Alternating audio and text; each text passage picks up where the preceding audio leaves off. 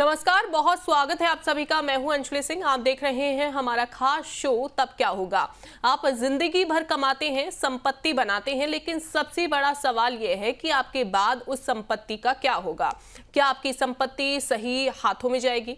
क्या आपके बच्चों या परिवार के सदस्य आपकी इच्छा के अनुसार उसका इस्तेमाल करेंगे? यहीं से शुरू होती है एस्टेट प्लानिंग की जरूरत, और इसमें एक बहुत अहम टूल है प्राइवेट फैमिली ट्रस्ट। कितने तरह के होते हैं ये ट्रस्ट? सही ट्रस्ट का चुनाव कैसे आपको करना है? तो आज हम इसी शो में ये सभी मुद्दों पर बात करने वाले हैं। ऑन द शो में आपके लिए क्या खास है, सबसे पहले उस पर हम नजर डालते हैं। देखिए, ऑन द शो में बात होगी एस्टेट प्लानिंग आखिरकार क्यों जरूरी है। वहीं हम बात करेंगे विल और ट्रस्ट में आखिरकार क्या फर्क है। अगर आप कंफ्यूज हैं दोनों को लेकर, विल और ट्रस्ट में, तो आज हम इस पर भी बात करेंगे। ये आपके लिए समझना बहुत ज़्यादा ज़रूरी है। वहीं जो ट्रस्ट होते हैं वो कितने प्रकार के होते हैं, ये भी आप बात जानेंगे। कौन सा ट्रस्ट किसके लिए सही है, तो ये भी जानना बहुत ज़्यादा ज़रूरी है कि अगर आपको प्रकार उसके पता है, लेकिन आपको ये भी पता होना चाहिए कौन सा ट्रस्ट किसके लिए सही होगा। वहीं ट्रस्ट बनाने की सही प्रक्रिया क्या है, आखिरकार इसका जो प्रोसेस होता है वो क्या है, और साथ ही हम जानेंगे टैक्स और लीगल फायदे आखिरकार क्या हैं। तो टैक्स और लीगल फायदे भी आज के शो में हम जानेंगे। चलिए अब जानते हैं दिल्ली के एक परिवार में पिता की मृत्यु के बाद करोड़ों की संपत्ति को लेकर कैसे विवाद शुरू हुआ। दिल्ली के कारोबारी राजेश गुप्ता ने अपने जीवन में अच्छी खासी संपत्ति बनाई थी, लेकिन उन्होंने एसेट प्लानिंग पर ध्यान नहीं दिया। राजेश के निधन के बाद 2 बेटा और 1 बेटी के बीच संपत्ति को लेकर विवाद शुरू हो गया। पारिवारिक रिश्तों में गहरी दरार पड़ गई। मामला कोर्ट तक पहुंच गया और सालों तक केस चलता रहा। कोर्ट कचहरी के चक्कर में लाखों रुपए पानी की तरह खर्च हो गए। जिस पिता ने दिन रात खून पसीने की मेहनत से पाई जोड़ी थी, आज बच्चे उसी संपत्ति को लेकर एक दूसरे की जान लेने पर उतारू हैं। तो देखिए, आज हमारे साथ शो में जुड़ रहे हैं नेक्शन एस्टेट प्लानिंग सॉल्यूशंस के फाउंडर डायरेक्टर डॉक्टर दीपक जैन, जो एस्टेट प्लानिंग और ट्रस्ट स्ट्रक्चरिंग में विशेषज्ञ हैं और सालों का अनुभव भी रखते हैं। सर, आपका बहुत स्वागत है। सर, अभी हमने एक स्टोरी देखी राजेश गुप्ता की। उस स्टोरी से हमें एस्टेट प्लानिंग को लेकर सबसे बड़ी सीख क्या मिलती है सर? सबसे बड़ी सीख जो इस स्टोरी से मिली ये है कि एस्टेट प्लानिंग एक ऑप्शन नहीं है, ये कंपल्शन है। अगर आपने अपनी संपत्ति के बंटवारे की प्रक्रिया अपने जीवित रहते हुए पूरी नहीं करी, तो आप बच्चों के लिए विवाद, मुसीबत छोड़ के जाओगे। और अगर आपने ये प्रॉपर तरीके से कर ली, तो आप उनके लिए संपत्ति और आशीर्वाद छोड़ के जाओगे। ये चॉइस हर व्यक्ति के पास है, वो अपने बाद अपने बच्चों के लिए क्या छोड़ना चाहता है, संपत्ति या विपत्ति। बिल्कुल सर, एस्टेट प्लानिंग को अगर समझा जाए सही मायने में क्या है एस्टेट प्लानिंग, और ये केवल क्या संपत्ति के बंटवारे तक सीमित आखिरकार क्यों नहीं है सर ये? तो जब मैं एस्टेट प्लानिंग या इनहेरिटेंस प्लानिंग की बात करता हूँ, तो बेसिकली मैं ये कहना चाहता हूँ कि जब तक मैं जिंदा हूँ, मैं इस संपत्ति पर कंट्रोल और अधिकार कैसे बना के रखूँगा। अगर मैं इनकैपेसिटेटेड हो गया, मैं अपंग हो गया, मैं अपाहिज हो गया, मैं मेंटली इनकैपेसिटेटेड हो गया, मुझे एल्जाइमर हो गया, पार्किंसन हो गया, तब मैं इस संपत्ति पे नियंत्रण और अपने लिए इसको यूज़ करने का तरीका क्या बनाऊंगा। और जब मेरी मृत्यु हो गई, तो ये मेरी अगली पीढ़ी तक बिना विवाद के आसानी से कैसे पहुंचेगी। ये तीनों चीज़ें जब मैं करता हूँ और इसकी प्रॉपर प्लानिंग करता हूँ, लीगल भी और इमोशनल भी, तो मैं प्रॉपर एस्टेट प्लानिंग या इनहेरिटेंस प्लानिंग कर रहा हूँ। बिल्कुल, तो ये होती है एस्टेट प्लानिंग। लेकिन सर, क्या केवल विल बनाना हर व्यक्ति के लिए पर्याप्त होता है? क्या जरूरी है कि विल बना लिया तो अब ठीक है, उनका काम जो है वो खत्म हो गया? तो विल एक बहुत अच्छा इनहेरिटेंस प्लानिंग का जरिया या टूल है, पर बहुत केसेस में देखा गया है कि विल पर्याप्त नहीं है। विल में कई सारी प्रॉब्लम्स हैं जो एक दूसरा डॉक्यूमेंट प्राइवेट फैमिली ट्रस्ट पूरा करता है। अब मैं आपको कुछ प्रॉब्लम एरियाज बताता हूँ विल के, जहाँ पर विल एक सब स्टैंडर्ड डॉक्यूमेंट बन जाता है। विल की सबसे बड़ी कमजोरी क्या है कि विल, कोई सी भी विल दुनिया में वो चैलेंज हो सकती है, राइट। ऐसी कोई विल बनी ही नहीं जिस पे आप चैलेंज नहीं क्रिएट कर सकते। राइट। चाहे आपने उसको रजिस्टर कराया हो, 2 गवाहों के साइन कराए हो, उन दोनों गवाहों में से एक डॉक्टर हो, कैसी भी विल करी हो, स्टैम्प पेपर पे बनाई हो, वो सारी विल चैलेंजेबल है, राइट। और चैलेंज का मतलब क्या है कि आपकी संपत्ति विवाद में पड़ गई और जो टाइम आपके बच्चों को अपनी संपत्ति बनाने में यूज़ करना था वो आपकी संपत्ति की लड़ाई में बेकार कर रहे हैं, राइट। तो सबसे बड़ा प्रॉब्लम हुआ और उन बच्चों के रिश्ते भी आपके इस निर्णय की वजह से ख़राब हो गए। ये पहली प्रॉब्लम है विल की। दूसरी प्रॉब्लम विल की क्या है कि सपोज़ मैं चाहता हूँ कि मेरे बाद मेरी संपत्ति मेरी पत्नी पे जाए और उसके बाद बच्चों पे जाए। अब मैंने एक विल बनाई, इसमें लिखा है पहले मेरी पत्नी के पास जाएगी, उसके बाद बच्चों पे जाएगी। प्रॉब्लम क्या है, जैसे ही मेरी विल इम्प्लीमेंट हुई और ये संपत्ति मेरी पत्नी पे गई, अब मेरी विल का अधिकार इस संपत्ति पे से फिनिश हो गया। अब इसका अधिकार किसका आ गया? पत्नी का, और उनकी विल इस पे काम करेगी। अब ऐसे केसेस में हमने जनरली देखा है कि बहुत सारे विवाद उत्पन्न हो जाते हैं, क्योंकि आपने लिखा मेरे बाद मेरी पत्नी को और पत्नी के बाद दोनों बच्चों में बराबर। अब एक बच्चा माँ के करीब है या पिता के करीब है, जो भी बच गया, उसने कहा नहीं माँ मुझे 50% नहीं दो, मुझे ज़्यादा दे दो। अब मदर ने क्या करा, उसे 75-25 कर दिया, या मदर को प्रेशराइज या ब्लैकमेल करा गया कि आप मेरे साथ रहते हो मुझे ज़्यादा दो, तो एक प्रॉब्लम एरिया है, राइट। तो अगर ये कहना कि मेरे बाद इसको और उसके बाद उसको, वो विल से संभव ही नहीं है। तीसरी प्रॉब्लम क्या है, विल हमेशा चेंजेबल है, विल आप बदलते रह सकते हो, राइट। आपने जब अपनी पत्नी को दिया, आपने ये सोच के दिया कि वो चेंज नहीं करेंगे, इस बात की क्या गारंटी है कि आपकी मृत्यु के बाद वो चेंज कर देंगे। तीसरी जो प्रॉब्लम है, विल से प्रोटेक्शन नहीं मिलती।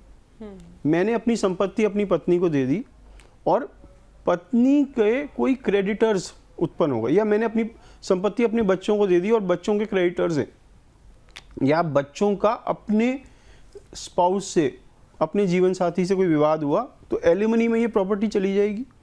तो वो प्रोटेक्शन भी नहीं दे रही विल, राइट। ये सारी प्रॉब्लम्स, और इसमें बहुत सारी चीज़ें कि मैंने संपत्ति अपने बेटे को दी, अब ये बेटा इस संपत्ति का क्या ध्यान रख पाएगा? 18 साल की उम्र में मेरे बेटे को, मेरी डेथ हो गई, 18 साल का मेरा बेटा हुआ, उसको सारी संपत्ति का नियंत्रण मिल गया, क्या उसके अंदर वो काबिलियत है कि इतनी सारी संपत्ति का ध्यान रख पाए? क्या वो उसको प्रॉपरली मैनेज कर पाएगा? तो विल में क्या हुआ, जब वो गई, जिसके पास गई उसका अधिकार है वो कुछ भी करे। बिल्कुल। तो कई बार आपको आपकी संपत्ति की रक्षा बच्चों के लिए बच्चों से ही करनी पड़ती है।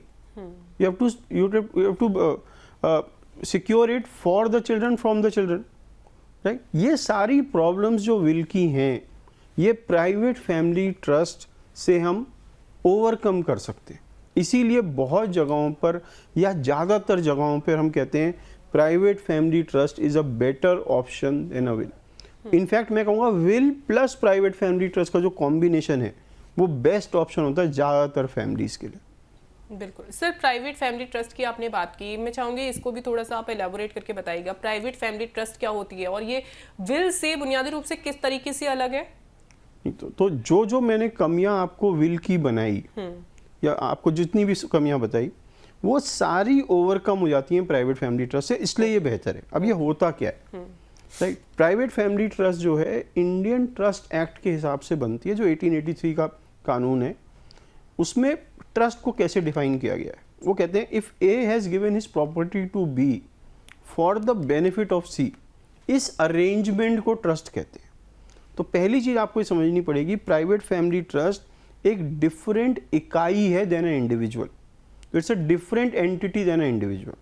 सेकेंड एंटिटी कैसी है, जिसमें एक व्यक्ति दूसरे व्यक्ति को संपत्ति दे रहा है तीसरे व्यक्ति के लिए, इस अरेंजमेंट को ट्रस्ट कहते हैं।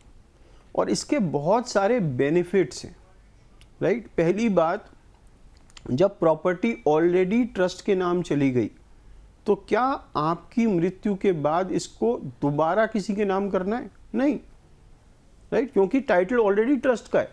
तो पहली चीज़ है, ट्रस्ट में टाइटल ट्रांसफ़र नहीं होता डेथ के बाद, और क्योंकि टाइटल विल में ट्रांसफ़र होता है इसलिए विल को चैलेंज करना आसान है, विवाद क्रिएट करना आसान है। ट्रस्ट में तो ऑलरेडी ट्रस्ट के नाम है, खाली ट्रस्ट का ओनर बदल गया, तो जो विवाद के चांसेस हैं वो नहीं होते। दूसरी बात, जो प्रॉपर्टी ट्रस्ट में चली गई उस पर विल इम्प्लीमेंट ही नहीं हो सकती, क्योंकि वो आपकी रही नहीं, वो किसकी हो गई? ट्रस्ट की। तो जितने विवाद हैं, प्रॉब्लम्स हैं, वो फिनिश हो गए। तीसरी चीज क्या है, मैं अपनी विल में रूल बुक बना सकता हूँ, गाइडेंस दे सकता हूँ, और रूल्स ऐसे बना सकता हूँ जो फॉलो करने पड़ेंगे। जैसे मैंने अपनी विल में लिखा कि मेरे बाद इस ट्रस्ट में जो बेनिफिशियरी हैं वो मेरी वाइफ होंगी, और उनके ये अधिकार हैं, मतलब मंथली उनको इतना खर्चा मिलेगा, उनको अगर कभी वेकेशन पे जाना हो तो साल में 3 बार वेकेशन पे जा सकते हैं, उसके लिए इतना अमाउंट उनके लिए सुरक्षित किया हुआ है, उनको कल को मेडिकल इमरजेंसी होगी उसमें ये हो सकता है। और फिर उनके बाद ये संपत्ति ऐसे जाएगी, 50% मेरे बड़े बेटे को, 50% छोटे बेटे को। पर मेरे बड़े और छोटे बेटे को प्रॉपर्टी विथ कंडीशंस जारी है कि वो इस संपत्ति का जो कि इनकम तो यूज़ कर सकते हैं, कॉर्पस बहुत कम केसेस में यूज़ कर सकते हैं जब उसे लाइफ थ्रेटनिंग हो या इस तरीके की चीज़ें हो। तो मैं क्या कर रहा हूँ, अपने मृत्यु के बाद भी अपनी प्रॉपर्टी पे कंट्रोल बनाए रखता हूँ, क्योंकि मुझे इस बात का डर है कि मेरी मृत्यु के बाद ऐसा ना हो जिस संपत्ति को मैंने इतनी मेहनत से बनाया, पिछले 40-50 साल मेहनत करी, वो मेरे बाद मिसमैनेजमेंट या किसी बच्चे की अपने स्पाउसेस से इन्फ्लुएंस होकर, अपने क्रेडिटर से इन्फ्लुएंस होकर, अपने परिवार से इन्फ्लुएंस होकर, या मिसमैनेजमेंट, उसकी एबिलिटी नहीं है मैनेज करने की, उसमें ये प्रॉपर्टी डिस्ट्रॉय नहीं होनी चाहिए। राइट? मैंने बहुत सारी फैमिलीज़ की स्टडी करी है मैम, जो जिनके बिजनेसेस जनरेशन आफ्टर जनरेशन चलते हैं। राइट? अब उसमें एक चीज़ कॉमन निकली है, और वो कॉमन चीज़ बहुत इंपॉर्टेंट है। अगर वो लोग समझें तो ये जो बिजनेसेस या जो हम एसेट्स बना रहे हैं वो मल्टी जनरेशनल हो जाएंगे। और वो जो बात निकल के आई वो ये है कि हर फैमिली जो करंट जनरेशन है, अगर ये मान कर चले कि ये जो एसेट मेरे पास है ये मेरा नहीं है, ये मेरे ग्रैंड चिल्ड्रन का एसेट है जो मैं संभाल रहा हूँ, तो आपके डिसीजन कैसे हो जाएंगे? लॉन्ग टर्म हो जाएंगे। आप दूर की सोच के हो जाओगे, आप दूर की सोचोगे। राइट? और जब आप दूर की सोच से काम करते हो तो वो मल्टी जनरेशनल हो जाता है। और ट्रस्ट आपको मजबूर करता है कि आप दूर की सोचो, आप आगे की सोचो। बिल्कुल। राइट? तो ये कुछ फायदे हैं ट्रस्ट के जो विल में नहीं होते। और ट्रस्ट जो है इंडियन ट्रस्ट एक्ट में रजिस्टर होती है, इसका सेपरेट पैन नंबर होता है, इसका अपना अकाउंट होता है, इसके नाम प्रॉपर्टीज और एसेट्स ट्रांसफर करे जा सकते हैं। तो ये बेसिकली ट्रस्ट का स्ट्रक्चर है। बिल्कुल। ट्रस्ट को अगर समझा जाए सर ब्रॉड लेवल पर, तो किन किन आधारों पर अलग अलग प्रकारों में इसे समझा जा सकता है ट्रस्ट को? ओके, तो आप मुझसे बेसिकली जानते हैं कितने प्रकार की ट्रस्ट होती है। राइट। अब अगर मैं कहूँ, मतलब इनफाइनाइट नंबर की ट्रस्ट हो सकती हैं और टाइप की ट्रस्ट हो सकती हैं। राइट? मतलब मुझे 50-60 टाइप की ट्रस्ट पता है। राइट? और ऐसे भी कह सकते हो मैं 50-60 टाइप की ट्रस्ट मैंने क्रिएट भी करी है। लेकिन सर जो यूज होती है, बेसिकली अगर आप डिसाइड करें, पहले टाइप की ट्रस्ट का जो क्लासिफिकेशन है वो है क्या ये ट्रस्ट किसी परिवार के लिए बनी हुई है या समाज के लिए बनी हुई है। ओके। तो परिवार के लिए अगर बनी है तो प्राइवेट फैमिली ट्रस्ट है, और समाज के लिए बनी हुई है तो पब्लिक ट्रस्ट है। जी। हम जो बात आज कर रहे हैं वो प्राइवेट ट्रस्ट की कर रहे हैं, पब्लिक ट्रस्ट की नहीं कर रहे। राइट? तो हमारी जो इस सीरीज चल रही है इनहेरिटेंस प्लानिंग की, सक्सेशन प्लानिंग की, इसमें हम बात करते हैं खाली प्राइवेट फैमिली ट्रस्ट के लिए, ऐसी ट्रस्ट जो आपके परिवार के लिए बनी है। तो we are talking about private trust, not public trust.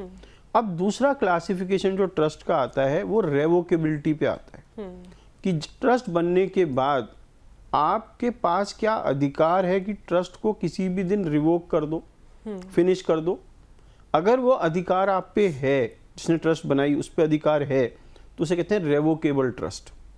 और ये अधिकार नहीं है, मतलब एक बार मैंने एक ट्रस्ट बनाई, अब मेरा कोई अधिकार ही नहीं है उस पर, अब वो इररेवोकेबल ट्रस्ट है, मतलब मैं कभी भी इसको रेवोक नहीं कर सकता, इसको कभी भी फिनिश नहीं कर सकता। अब तो जो ट्रस्ट डीड में लिखा है वैसे ही होगा इसमें। राइट? तो एक हो गई रेवोकेबल ट्रस्ट और एक हो गई इररेवोकेबल ट्रस्ट। रेवोकेबल ट्रस्ट में जिस व्यक्ति ने ट्रस्ट बनाई उस पर यह अधिकार सुरक्षित होता है कि वो ट्रस्ट डीड में कितने भी चेंजेस करे और अपने जीवित रहते हुए कभी भी ट्रस्ट को वो रिवोक कर सकता है, फिनिश कर सकता है राइट। कि आज से टर्मिनेट हो गई। इररिवोकेबल में एक बार मैंने ट्रस्ट बनाई, मेरे पे ये अधिकार ही नहीं रहता कि मैं ट्रस्ट डीड में कोई चेंज करूं या इसको टर्मिनेट करूं, वो चलती रहेगी। तीसरी क्लासिफिकेशन जो ट्रस्ट की है वो ये है कि ट्रस्ट क्या मेरे जीवित रहते बन गई या मेरी मृत्यु के बाद बनी। तो एक होती है लिविंग ट्रस्ट और एक होती है टेस्टामेंट्री ट्रस्ट। लिविंग ट्रस्ट में मैं जीते जी ट्रस्ट बनाता हूं और अपने एसेट्स उसमें ट्रांसफर कर देता हूं। टेस्टामेंट्री ट्रस्ट में मैं ट्रस्ट बनाता ही नहीं, अपने विल में निर्देश देता हूं कि मेरी मृत्यु के बाद एक ट्रस्ट क्रिएट कर देना। राइट, तो मेरे एग्जीक्यूटर को विल के एक ट्रस्ट क्रिएट करके उसमें मेरे एसेट्स ट्रांसफर करने पड़ते। तो एक हो गई लिविंग ट्रस्ट और एक हो गई टेस्टामेंट्री ट्रस्ट। जो तीसरा मेजर क्लासिफिकेशन ऑफ ट्रस्ट है वो ये है कि ट्रस्टी के क्या अधिकार हैं ट्रस्ट में। राइट। तो उसके अनुसार दो टाइप की ट्रस्ट होती है, एक होती है डिस्क्रिशनरी ट्रस्ट और एक होती है स्पेसिफिक ट्रस्ट। डिस्क्रिशनरी ट्रस्ट में मैं कहता हूं कि मेरे दोनों बेटे इस ट्रस्ट के बेनिफिशियरी हैं, पर इनका हिस्सा जो है ना मैं डिसाइड नहीं करूंगा किसको क्या मिलेगा, वो ट्रस्टी डिसाइड करेंगे उस टाइम। तो मैंने एक ट्रस्ट बनाई जिसमें मैं हस्बैंड और वाइफ उसके सेटलर हैं, हम दोनों ट्रस्टी हैं और मेरे दोनों बच्चे उसके बेनिफिशियरी हैं। मैंने दोनों बच्चे तो बता दिए बेनिफिशियरी हैं ट्रस्ट डीड में, किसको क्या मिलेगा मैंने कहा कि हम माता पिता डिसाइड करेंगे अपनी इच्छा अनुसार। राइट, तो तीसरे जने को नहीं जा सकता, जाएगा मेरे दोनों बच्चों को, पर उनका शेयर डिफाइंड नहीं है, वो ट्रस्टी की इच्छा पे है। स्पेसिफिक ट्रस्ट में मैं उनका शेयर और किसको मिलेगा वो डिफाइन पहले से ही कर देता हूँ। ओके। मैं कह दूंगा 50% बड़े बेटे का, 50% छोटे बेटे का। अब ये स्पेसिफिक हो गई। राइट, अब ये जो हमें 3-4 टाइप की ट्रस्ट मिली, इनके कॉम्बिनेशन बन सकते हैं, है ना। एक डिस्क्रिशनरी ट्रस्ट रेवोकेबल भी हो सकती है, इररेवोकेबल भी हो सकती है। एक स्पेसिफिक ट्रस्ट रेवोकेबल भी हो सकती है, स्पेसिफिक भी हो सकती है। एक टेस्टामेंट्री ट्रस्ट रेवोकेबल भी हो सकती है, इररेवोकेबल भी हो सकती है। तो अगर मैं इन सारे फीचर्स को ट्रस्ट के जोड़ दूं तो बहुत सारे टाइप की ट्रस्ट बन जाएंगी। इसीलिए मैं कहता हूं असंख्य, इनन्यूमरेबल, इनफाइनाइट टाइप की ट्रस्ट बन सकती हैं। पर मेजरली क्लासिफिकेशन होगी revocable, irrevocable, specific discretionary, living, testamentary, public and private. बिल्कुल, इस टाइप की ट्रस्ट। तो ये क्लासिफिकेशन जो है ट्रस्ट की सर आपने बताई। अब प्राइवेट फैमिली जो ट्रस्ट है उसका तो आपने एलैबोरेट करके बता दिया। अब मैं चाहूँगी थोड़ा सा पब्लिक ट्रस्ट के बारे में आप बताइए कि प्राइवेट ट्रस्ट से पब्लिक ट्रस्ट जो है वो कितनी किस लेवल पर अलग होती है। सो प्राइवेट ट्रस्ट में एक परिवार बेनिफिशियरी है, एक परिवार के लिए बनी, और वो नेम्ड लोग हैं, मैं बड़े आराम से पहचान सकता हूँ इसके लिए बनी, इसके लिए बनी, इसके लिए नहीं बनी। पब्लिक ट्रस्ट में समाज के लिए बनी। हाँ, समाज के किसी सेक्शन के लिए बन सकती है। जैसे मैं कहूँ कि ये जो पब्लिक ट्रस्ट में बना रहा हूँ, it is for all blind people in Delhi. अब इनका कोई नाम तो हो ही नहीं सकता, पर ये एक क्लासिफिकेशन को बिलोंग करते। राइट, तो पब्लिक ट्रस्ट में पब्लिक एट लार्ज या उसका एक छोटा पार्ट है, उसके लिए बनी ट्रस्ट। दूसरा जो डिफरेंस है प्राइवेट और पब्लिक ट्रस्ट में ये है कि public trust are perpetual in nature. Public trust कभी फिनिश ही नहीं होती, वो हमेशा चलती रहेगी। राइट, प्राइवेट ट्रस्ट की एंड डेट कंपलसरी है, क्योंकि एक रूल अगेंस्ट परपेचुइटी है जो ट्रांसफर प्रॉपर्टी एक्ट में आता है। वो कहता है आप अपनी संपत्ति को अपनी इच्छा से इनफाइनाइट टाइम तक नहीं दे सकते। मैं ये नहीं कह सकता ये घर मेरी फैमिली में रहेगा और ये कभी बिकेगा ही नहीं, ये रूल अगेंस्ट परपेचुइटी के अगेंस्ट है। तो प्राइवेट ट्रस्ट की हमेशा एंड डेट होगी, पब्लिक ट्रस्ट परपेचुअली बनेगा। जनरली प्राइवेट ट्रस्ट में कॉर्पस और इनकम दोनों डिस्ट्रीब्यूट होती है। पब्लिक ट्रस्ट में जनरली खाली इनकम डिस्ट्रीब्यूट होती है, कॉर्पस को रिटेन करा जाता है। प्राइवेट ट्रस्ट का इंडिया में कोई रेगुलेटर नहीं है, है ना। गवर्नमेंट की तरफ से कोई रेगुलेटर नहीं है कि आपको वहाँ पे जाके आरओसी में जाके वो करना पड़ता है, ये सब करना पड़ता है, हर साल पेपर्स जमा कराने पड़ते हैं, उसकी वो नहीं है। पब्लिक ट्रस्ट का बहुत सारी स्टेट्स हैं इंडिया में जहाँ पे चैरिटी कमिश्नर अपॉइंट होता है, वो उनका रेगुलेटर बन जाते हैं। राइट, तो जो चैरिटेबल ट्रस्ट है उसका पर्पस बिल्कुल डिफरेंट है, वो समाज सेवा के लिए बनी है। और प्राइवेट ट्रस्ट आपके परिवार की सुरक्षा के लिए, उनकी ज़रूरतों के लिए, उनकी सेवा के लिए बनी है। तो बेसिक फ़र्क है दोनों। बिल्कुल। और सर ये जो पब्लिक ट्रस्ट है इसकी कब ज़रूरत पड़ती है, कब बनती है ये? पब्लिक ट्रस्ट तो बनती है जब आपको सोशल सर्विस करनी हो। मैं कहता हूँ मेरे बाद मेरा नाम जीवित रहना चाहिए और मैं समाज के लिए कोई अच्छा काम करना चाहता हूँ, तो ये संपत्ति मैं इस पब्लिक ट्रस्ट में दे रहा हूँ और इसकी इनकम से ये संपत्ति फ्यूचर में समाज के इस चीज़ में काम आएगी, तो ये पब्लिक ट्रस्ट हो गई। ओके, तो बेसिकली ये डिफरेंस है प्राइवेट ट्रस्ट और प्राइवेट फैमिली ट्रस्ट और पब्लिक ट्रस्ट में। इसके अलावा सर ने ट्रस्ट की कई सारी आपको जो क्लासिफिकेशंस हैं वो भी बताई हैं। अब देखिए अमर उजाला द बोनस के अलग अलग प्लेटफॉर्म्स पर बड़ी संख्या में दर्शकों के सवाल भी आ रहे हैं, उनमें से कुछ सवालों को हम शामिल कर लेते हैं। देखिए सवाल आया है बागपत से सोमेश तोमर का। इन्होंने पूछा है सर कि अगर कोई व्यक्ति अपनी संपत्ति पर जीवन काल में नियंत्रण भी रखना चाहता हो तो उसके लिए कौन सा ट्रस्ट स्ट्रक्चर उपयुक्त हो सकता है? नहीं, जीवन काल में अगर आप अपनी संपत्ति पे नियंत्रण रखना चाहते हैं तो लिविंग रेवोकेबल ट्रस्ट बेटर है। मतलब आप जीवित रहते हैं, आपने प्रॉपर्टी ट्रांसफर कर दी, ठीक है, आप उस ट्रस्ट के ट्रस्टी हो, वन ऑफ द ट्रस्टी हो। ट्रस्ट में कम से कम 2 ट्रस्टी चाहिए, एक ट्रस्टी आप हो और सोल बेनिफिशियरी हो। और एज अ ट्रस्टी मैंने आपको वीटो पावर भी दे दी। मतलब आप जो दूसरा ट्रस्टी है या बाकी ट्रस्टीज है उनके किसी भी निर्णय को ओवरलुक कर सकते हो। आखिर में जो आपका निर्णय वही माना जाएगा। तो मैंने अपनी संपत्ति में सेटलर मैं हूँ, मैंने अपनी संपत्ति ट्रांसफ़र करी, मैं और मेरी वाइफ इसमें ट्रस्टी बन गए, मैं इसका सोल बेनिफिशियरी हूँ, मैं ही बेनिफिशियरी हूँ और मेरे पे वीटो पावर भी है कि वाइफ ने अगर कहा ये होगा, मैंने कहा ये होगा, पर क्योंकि वीटो पावर मेरे पे है तो जो मैं कहूँगा वही होगा। तो मैंने संपत्ति किसकी है? ट्रस्ट की। कंट्रोल किसका? 100% मेरा है।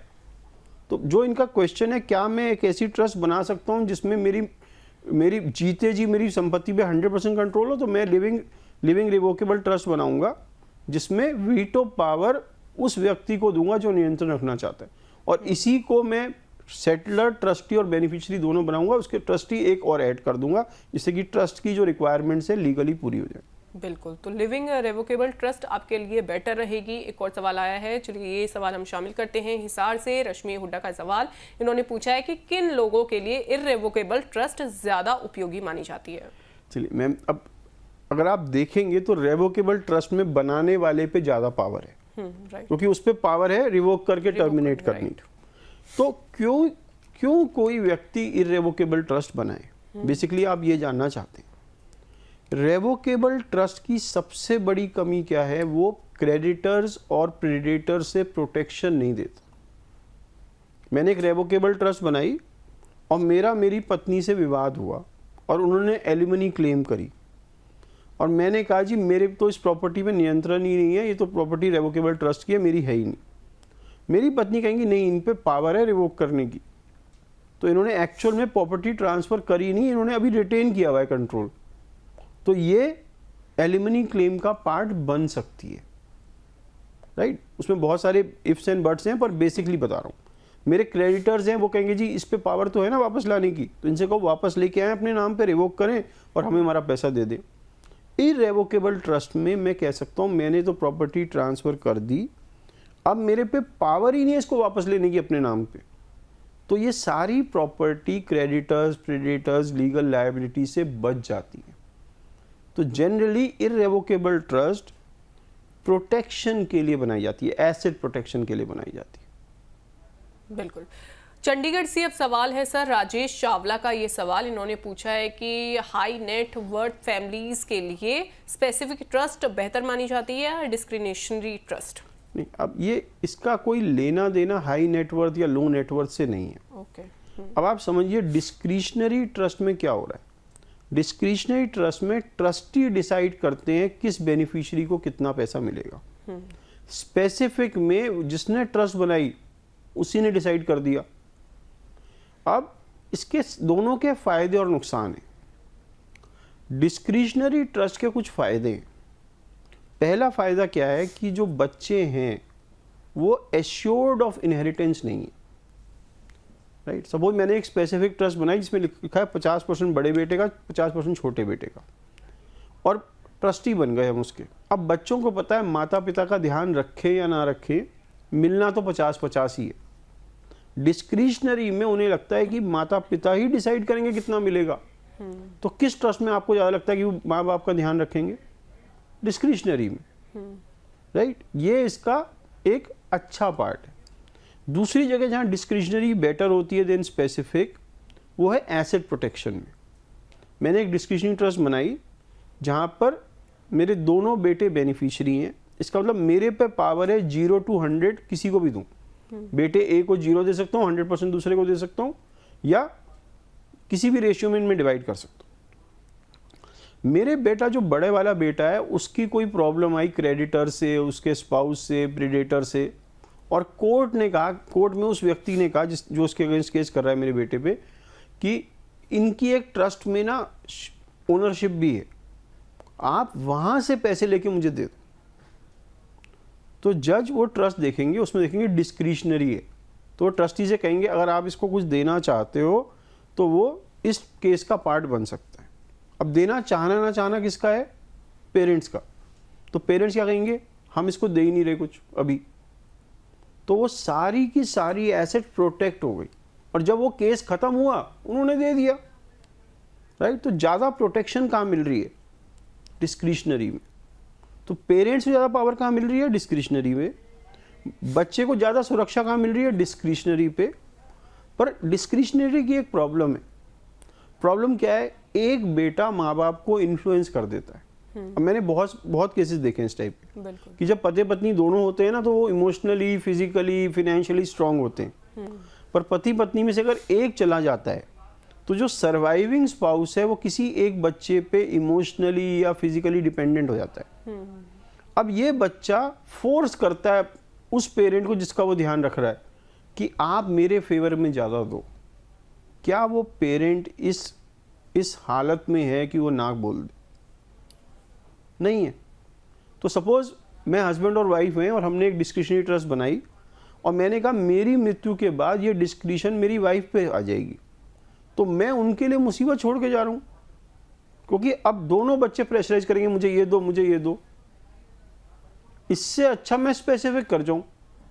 मैं कहता हूँ मेरे दो बच्चे हैं, राइट, तो मैं कहूँगा हम में से किसी एक की मृत्यु हो जाए तो 1/3 बड़े बेटे का, 1/3 छोटे बेटे का, और 1/3 जो बचा हुआ स्पाउस है वो डिसाइड करेगा किसको दे, और वो किसी भी रेशियो में दे सकता है।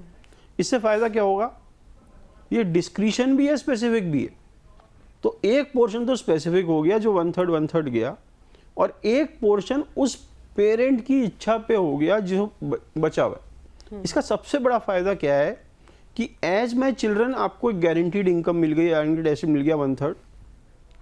पर बच्चों को ये भी पता है अगर मैं अपने इस बचे हुए माता पिता में से जो भी बचा है इसकी सेवा करूँगा, ध्यान रखूँगा, इनके पास कुछ देने के लिए है, तो बहुत ज़्यादा चांसेस हैं शायद उनका कोई ध्यान रखे। गारंटी नहीं है पर चांसेस हैं, राइट। तो इस तरीके से आप डिस्क्रिशनरी स्पेसिफिक, ऐसा नहीं हो सकता कि टोटली डिस्क्रिशनरी हो, टोटली स्पेसिफिक हो।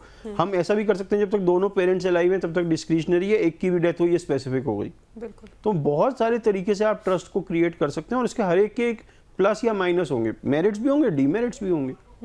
तो बहुत तरीकों से ट्रस्ट जो है वो क्रिएट की जा सकती है।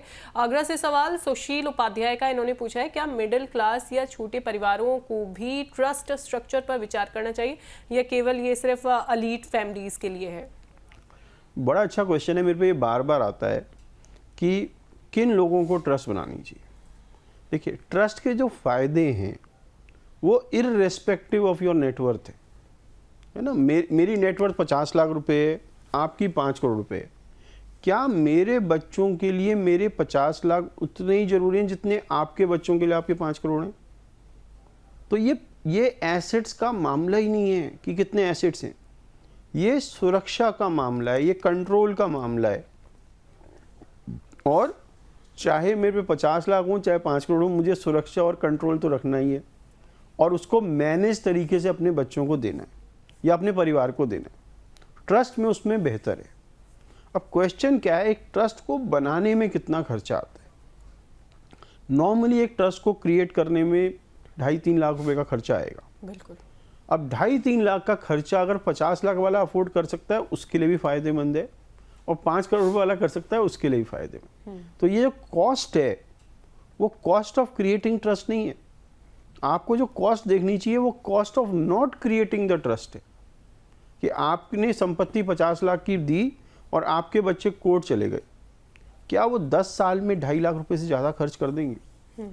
तो आपकी वेल्थ अगर 25% कोर्ट में बर्बाद हो रही है, उससे बढ़िया 2% खर्च करके उसको सिक्योर कर लीजिए ट्रस्ट के लिए, राइट? तो basically question is not about net worth, it is आपके परिवार में समस्या क्या है, पोटेंशियल समस्याएं क्या हैं, आप कितनी सिक्योरिटी चाहते हैं, आप कितना कंट्रोल चाहते हैं, आप कितना विवाद से बचाना चाहते हैं।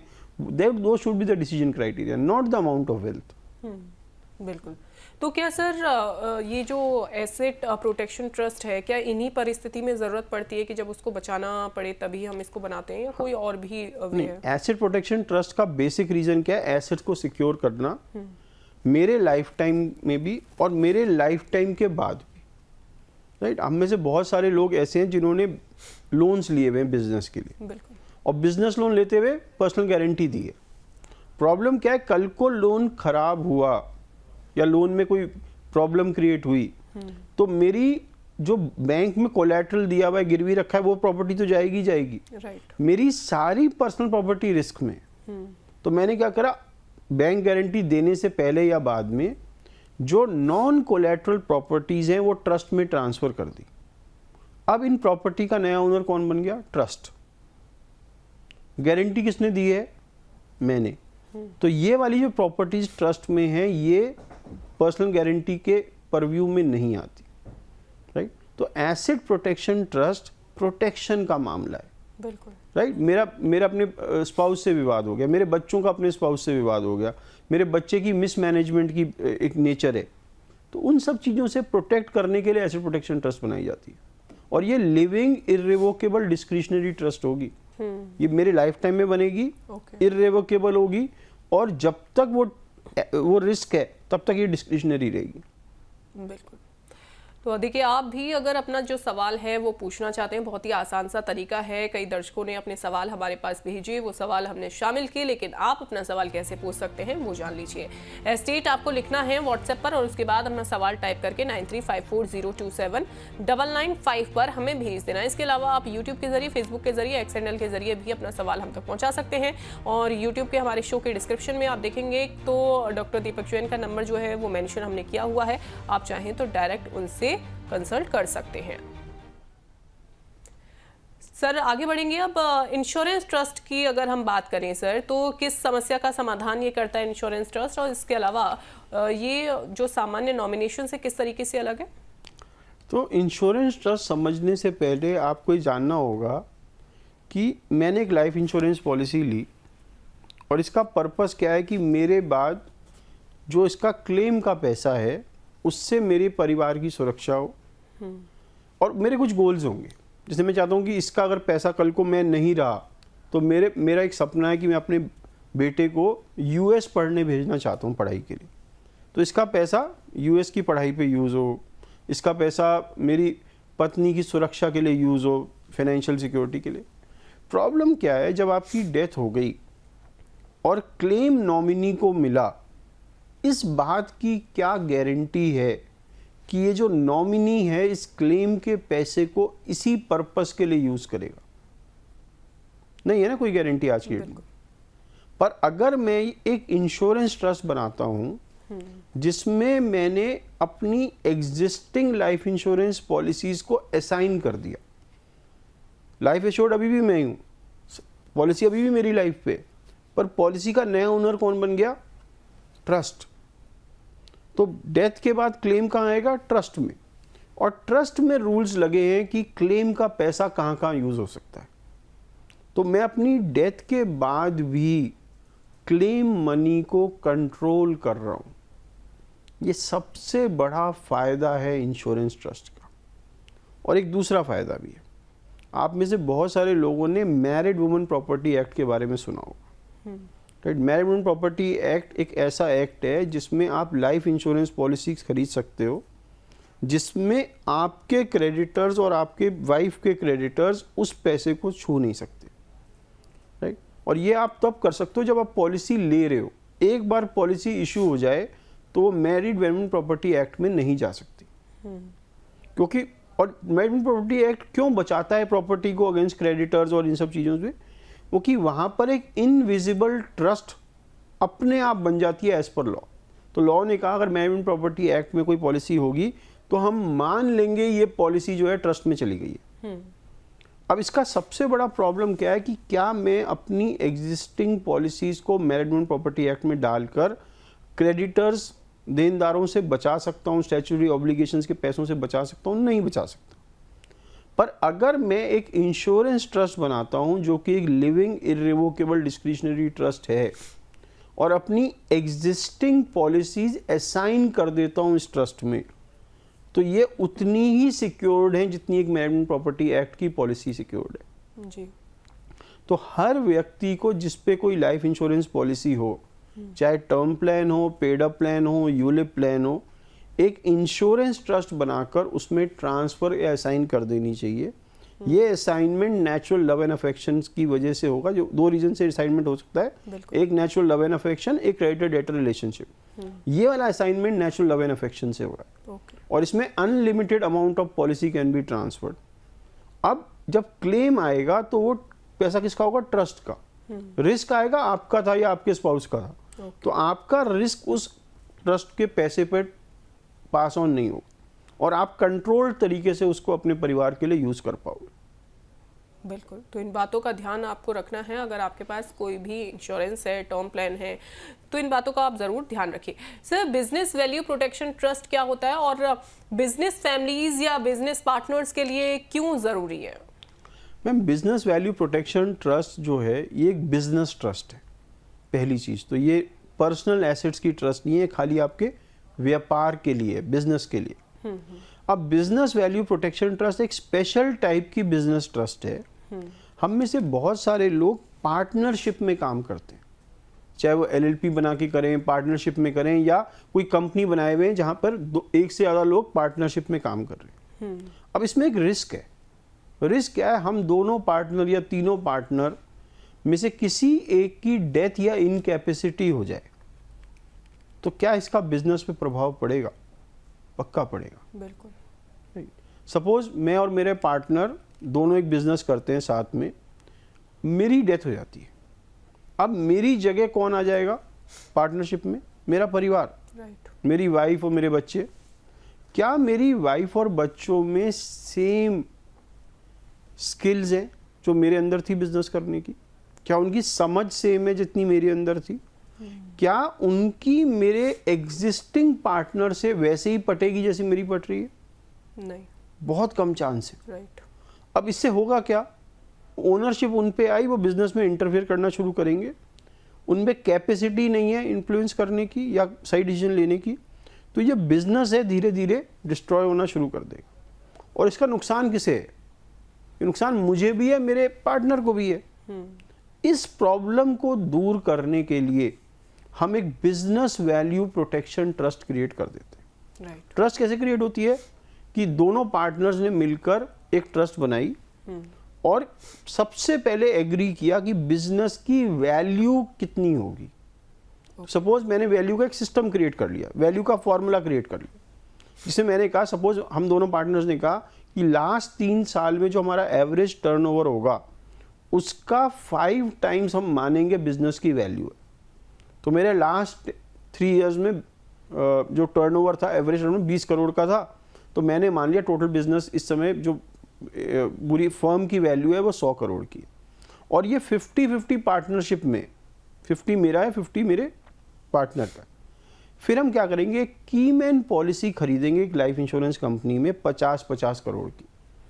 राइट। कीमैन पॉलिसी क्या होती है? जब एक कंपनी पॉलिसी खरीदती है अपने मेन लोगों के लिए, जिसमें कभी क्लेम आता है तो पैसा कंपनी को मिल जाता है और प्रीमियम जो कंपनी पे करती है उसको उसका खर्चा मिल जाता है।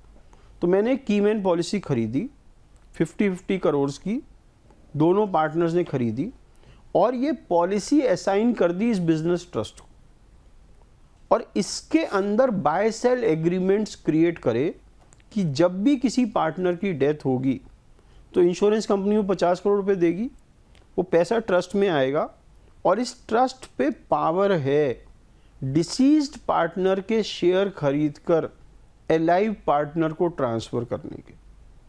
मेरी डेथ हुई, 50 करोड़ रुपए इंश्योरेंस कंपनी ने दिए, वो ट्रस्ट में आए। ट्रस्ट में मैंने और मेरे पार्टनर ने अपने जीवित रहते ही एक एग्रीमेंट कर रखा है कि जिसकी भी डेथ होगी उसके शेयर्स बेचने होंगे, और वो पैसे उसके परिवार को जाएंगे जिसकी डेथ हुई, और शेयर्स उस पर जाएंगे जो जीवित रहा। राइट, ये पहले ही लिखा हुआ है। तो इससे क्या होगा, जो सर्वाइविंग पार्टनर है उसको बिजनेस मिल गया चलाने को, और जो डेड पार्टनर है उसके बच्चों को बिजनेस की वैल्यू मिल गई। तो ये बिजनेस वैल्यू को प्रोटेक्ट करने की ट्रस्ट है। जितने भी लोग हैं जिनकी पार्टनरशिप में बिजनेस चल रहे हैं, उन्हें एक बिजनेस वैल्यू प्रोटेक्शन ट्रस्ट जरूर बनानी चाहिए। बिल्कुल। तो ये हुई बिजनेस वैल्यू प्रोटेक्शन ट्रस्ट की बात। अब हम करेंगे माइनर बेनिफिशियरी ट्रस्ट को हम समझ लेते हैं। और सर, ये स्पेशल चाइल्ड ट्रस्ट जैसे अरेंजमेंट्स का प्रैक्टिकल महत्व सर इसमें क्या रहता है? हम में से बहुत सारे लोग ऐसे इनके बच्चे माइनर हैं या बच्चे स्पेशल चाइल्ड हैं। प्रॉब्लम क्या है, माइनर बच्चे, अगर हम दोनों माता पिता को कुछ हो गया, बच्चा माइनर है, तो संपत्ति किस पे का ओनर कौन बन जाएगा? माइनर। पर minor can own property, can not control property. तो उनके ऊपर एक गार्डियन अपॉइंट हो जाएगा। अब ये गार्डियन इस प्रॉपर्टी को या इन एसेट्स को कैसे यूज करता है, ये मेरे नियंत्रण से बाहर है। हम माता पिता तो डिसाइड नहीं कर सकते क्योंकि हम है ही नहीं उस टाइम।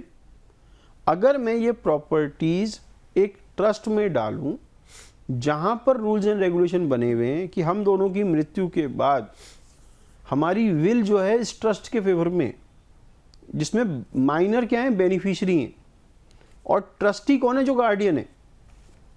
तो मैं डिसाइड करूंगा ये पैसा कैसे खर्च होगा मेरे बच्चों के लिए। और अब ये मैंने अपने जीवित रहते ही कर दिया, तो मैं कहूँगा मेरे जो एसेट्स हैं उसके समझ लो 5 करोड़ के मेरे एसेट्स हैं, उसमें से ज़्यादातर फाइनेंशियल एसेट्स हैं, एक कमर्शियल प्रॉपर्टी है जिसका कुछ रेंट आता है, और एक मेरा घर है। तो मैंने उसमें लिख दिया कि जो ये सारी प्रॉपर्टीज़ किस में जाएंगी? ट्रस्ट में।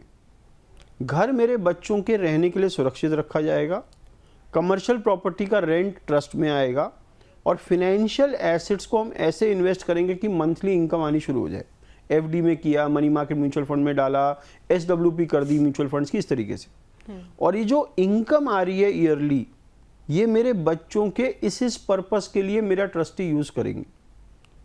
राइट, तो अब मैंने अपने बच्चे को क्या किया? सुरक्षा दे दी, और ट्रस्टी की पावर टू मिसयूज फंड्स को रिड्यूस कर दी।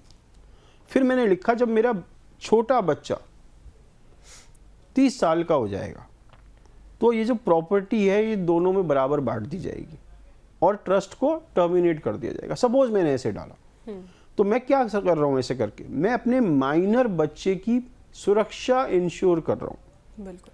अगर मैंने ट्रस्ट आज बनाई, हो सकता है मेरी डेथ के टाइम बच्चा कोई माइनर ना ही रहे, तब विल में कंडीशन लिखी हुई है अगर मेरी मृत्यु उस टाइम होती है जब मेरा दोनों बच्चों की एज 25 से ऊपर है, तो ये प्रॉपर्टी ट्रस्ट में नहीं जाएगी, सीधे बच्चों पे चली जाएगी।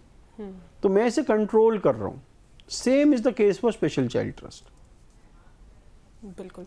सर, एक आखिरी सवाल, अगर कोई व्यक्ति आज एस्टेट प्लानिंग शुरू करना चाहता है तो उससे सबसे पहला प्रैक्टिकल कदम सर क्या उठाना चाहिए? सबसे पहले आप ये सोचो कि मेरे लाइफ में क्या क्या पॉसिबल है, मेरे जीवित रहते क्या क्या पॉसिबल है, और मृत्यु के बाद क्या क्या पॉसिबल है। और एस्टेट प्लानिंग का एक रूल है, prepare for the worst and good will happen. बुरे से बुरा क्या हो सकता है उसकी लिस्ट बनाओ। उसके बाद अपनी सारी संपत्ति की लिस्ट बनाओ। उसमें फाइनेंशियल एसेट्स भी आने चाहिए, फिजिकल एसेट्स भी आने चाहिए, आपके डिजिटल एसेट्स भी आने चाहिए, इंटेंजिबल एसेट्स भी आने चाहिए। फिर देखो कि मैं अपने बाद अपने बच्चों को या अपने परिवार को ये किस परिवार के सदस्य को देना चाहता हूँ, कैसे देना चाहता हूँ, कब देना चाहता हूँ, और किन परिस्थितियों में नहीं देना चाहता। राइट, अगर मैं जिसको देना चाहता हूँ वो जीवित ना रहे तो किसको देना चाहता हूँ? तो सबसे बेनिफिशियरी क्या है? ये सारी चीज़ जब आप बना लेंगे और आप एक एक्सपर्ट एस्टेट प्लानर से मिलेंगे, वो आपको बता पाएंगे कि हाँ आपके लिए ये टूल बहुत अच्छा है। चाहे वो विल हो, चाहे वो ट्रस्ट हो, विल और ट्रस्ट का कॉम्बिनेशन हो, कौन सी टाइप की ट्रस्ट है, ये सारी इंफॉर्मेशन उस एस्टेट प्लानर को या इनहेरिटेंस प्लानर को चाहिए आपको एक अच्छी एडवाइस या सुझाव देने के लिए। बिल्कुल, तो एडवाइज़र की जो सलाह है वो ज़रूर आप लें। और साथ ही आज हमने देखिए कई मुद्दों पर हमने बात की है। इसके अलावा ट्रस्ट खास तौर पर जो कि हमने जाना, पब्लिक ट्रस्ट जो है वो क्या होती है, इसके अलावा प्राइवेट फैमिली ट्रस्ट क्या होती है, रिवोकेबल, इंश्योरेंस, लिविंग, कई सारी ट्रस्ट के बारे में आज हमने बात की और सर ने भी बहुत अच्छे से इलेबोरेट करके आपको समझा दिया है। सर बहुत शुक्रिया आपका। तो देखा आपने, एस्टेट प्लानिंग सिर्फ अमीरों के लिए नहीं बल्कि हर उस व्यक्ति के लिए ज़रूरी है जो अपनी मेहनत की कमाई को सुरक्षित रखना चाहता है। सही समय पर सही ट्रस्ट बनाकर आप न सिर्फ अपने परिवार को सुरक्षित रख सकते हैं बल्कि अपने फैसलों को अपने बाद भी लागू कर सकते हैं। इसी के साथ आज के लिए बस इतना ही। अगले एपिसोड में हम फिर मिलेंगे नए और ज़रूरी विषयों के साथ। नमस्कार।